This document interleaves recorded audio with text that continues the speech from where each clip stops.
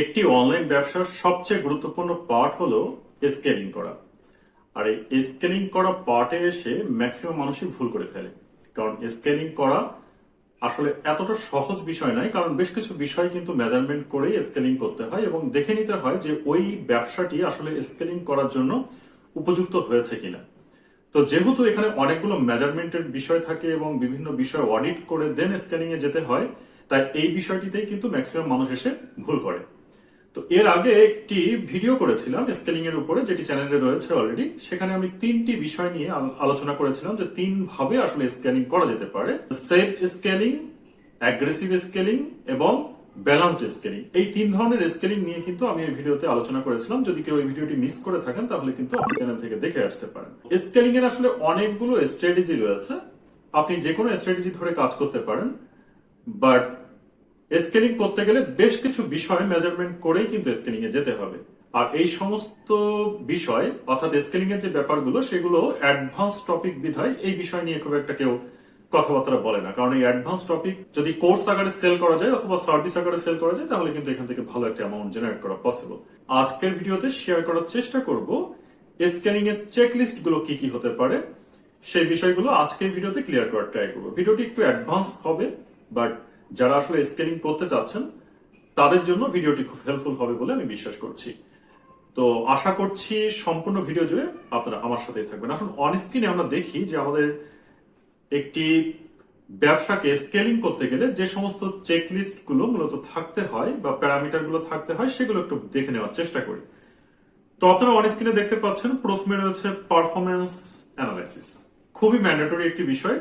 আপনি একটি ব্যবসাকে তখনই স্কেল আপের জন্য তৈরি করতে পারবেন বা প্রিপারেশন নিতে পারবেন যখন আপনার পারফরমেন্স ভালো থাকবে।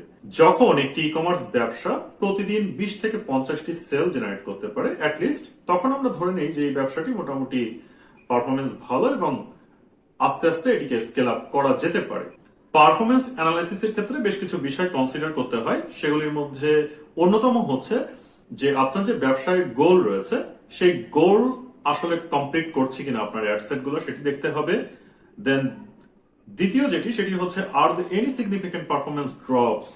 সো কোন সিগনিফিকেন্ট পারফরমেন্স আছে কিনা যেটি বারবার ড্রপ করছে আবার আপ করছে, এ ধরনের কোন সিগনিফিকেন্ট পারফরমেন্স আপনার অ্যাডসেটের মধ্যে আছে কিনা সেটি খেয়াল করতে হবে। দেন রয়েছে are any notable trends or patterns in the data. Notable কোন ট্রেন্ডস আছে কিনা, যে হয়তোবা ক্যাম্পেইন পর্যায়ে বাজেট দিলে আপনার অ্যাড পারফরমেন্স খুব ভালো করছে, এই ধরনের বিভিন্ন সিগনিফিকেন্ট বিষয়গুলোকে আলাদা করে ফেলতে হবে যে ধরনের আছে কিনা। সো পারফরমেন্স অ্যানালাইসিসটা আমরা দেখে নিলাম। এরপর রয়েছে অডিয়েন্স অ্যানালাইসিস। যে কোনো ব্যবসার জন্য প্রকৃত অডিয়েন্স খুঁজে বের করাটা অত্যন্ত গুরুত্বপূর্ণ। তো এখানে কি দেখে বুঝবেন? এখানে প্যারামিটার হচ্ছে, আরো প্যারামিটার থাকতে পারে, আমি জাস্ট দুইটা এখানে মেনশন করেছি। Is the target audience still relevant and engaged. অর্থাৎ আপনার যে টার্গেট অডিয়েন্স আছে তারা রিলেভেন্ট কিনা এটা আপনাকে দেখতে হবে। Are any opportunities to expand or refine the targeting. আর কোনো অপরচুনিটি আছে কিনা এই টার্গেট অডিয়েন্সকে আরো এক্সপ্যান্ড করার জন্য। তো এই সমস্ত বিষয়গুলোকে আপনার বুঝতে হবে এই যে অডিয়েন্স অ্যানালাইসিস করার সময়। দেন তৃতীয় চেকলিস্ট হচ্ছে ক্রিয়েটিভ অ্যানালাইসিস। ক্রিয়েটিভ অ্যানালাইসিস অবশ্যই করতে হবে। কি কি করা যেতে পারে সেক্ষেত্রে? Is the creative still effective and relevant. ওই যে ক্রিয়েটিভটা তৈরি করা হয়েছে সেটি আসলে ইফেক্টিভ কিনা এবং রিলেভেন্ট কিনা সেটা আপনাকে যাচাই করে দেখতে হবে। Are any opportunities to improve the creative, update copy, try and different format. So আর কোনো অপরচুনিটি আছে কিনা সেই ক্রিয়েটিভটাকে আরেকটু ডেভেলপ করা যায়। তো এটি আপডেট কপির মাধ্যমে হতে পারে, ফরম্যাট চেঞ্জ করে হতে পারে, অথবা লেটেস্ট কোনো আইডিয়া দিয়ে হতে পারে। বিভিন্ন ভাবে আসলে এই অপরচুনিটিটাকে আরো বেশি গ্র্যাব করা যায় কিনা সেই বিষয়টি আপনাকে কনসিডার করতে হবে। Then very very important, budget and bidding. এটি আপনাকে অ্যানালাইসিস করতে হবে। বাজেট অ্যান্ড বিডিং এর ক্ষেত্রে এখানে রয়েছে is the budget sufficient to support scaling. মানে আপনার যে বাজেটটি রয়েছে সেটা সাফিসিয়েন্ট কিনা স্কেলিং করার জন্য, সে বিষয়টা ম্যান্ডেটরি। কারণ আমরা যদি আমাদের ক্যাশ ফ্লো মেনটেন না করি তাহলে কিন্তু মাস শেষে আমাদের ওই বাজেটটা অ্যালোকেট করতে প্রবলেম হতে পারে।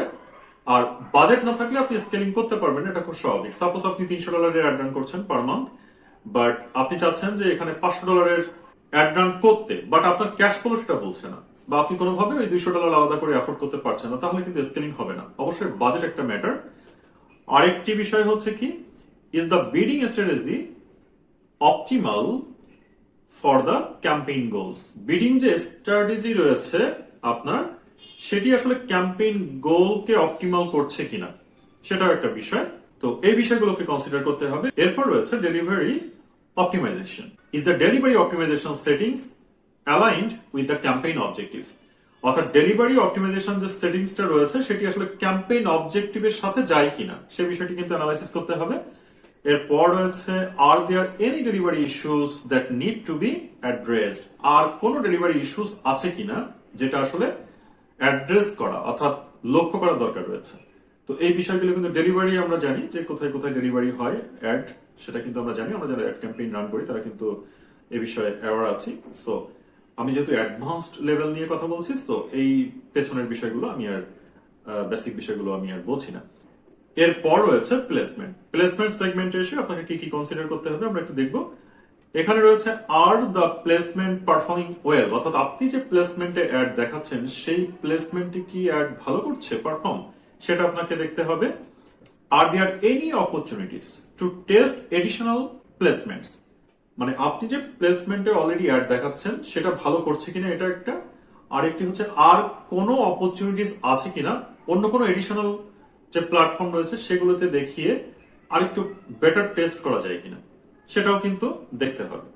এরপরে রয়েছে স্কেলিং পোটেনশিয়াল।